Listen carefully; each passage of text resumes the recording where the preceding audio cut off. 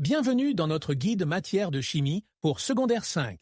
Aujourd'hui, on va explorer des concepts passionnants.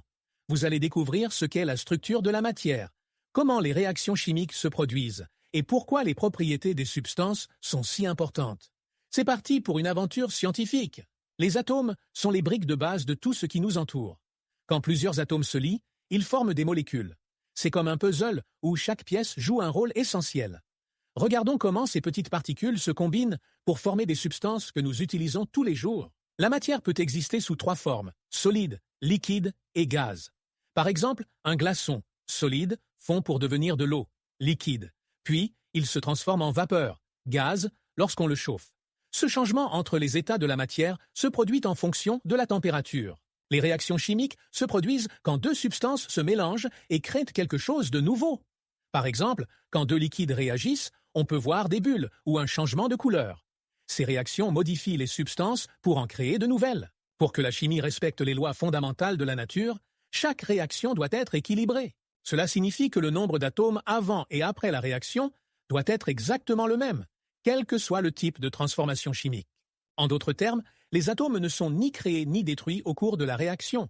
Ils sont simplement réarrangés pour former de nouvelles substances. Regarde bien, ici nous allons ajuster les atomes pour que l'équation soit équilibrée. Cela signifie qu'il faut s'assurer que chaque élément chimique ait le même nombre d'atomes de chaque côté de l'équation.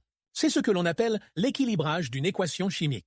Chaque atome doit être comptabilisé correctement et pour cela, nous allons ajuster les coefficients devant les molécules afin que la conservation de la masse soit respectée. Chaque substance a ses propres caractéristiques. Par exemple, certaines sont plus denses que d'autres et certaines réagissent différemment avec des produits comme les acides. Observons ensemble comment chaque substance se comporte dans différentes situations.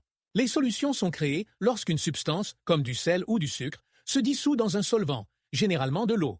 Lorsque cette substance se dissout, elle se sépare en particules minuscules, appelées ions, qui se mélangent uniformément avec l'eau. Cependant, toutes les solutions ne sont pas identiques. Certaines solutions peuvent être plus concentrées que d'autres, ce qui signifie qu'elles contiennent une plus grande quantité de substances dissoutes dans le même volume de solvant. Par exemple, une solution de sel très concentrée aura beaucoup de sel dissous, tandis qu'une solution moins concentrée en contiendra moins. La concentration d'une solution influence directement son niveau de pH. Plus une solution est concentrée en acide ou en base, plus son pH sera extrême, c'est-à-dire soit très acide, pH inférieur à 7, ou très basique, pH supérieur à 7.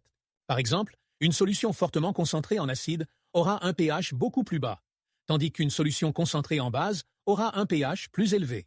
En revanche, si la concentration en acide ou en base est faible, voici un résumé des points essentiels que vous allez étudier en chimie du secondaire 5.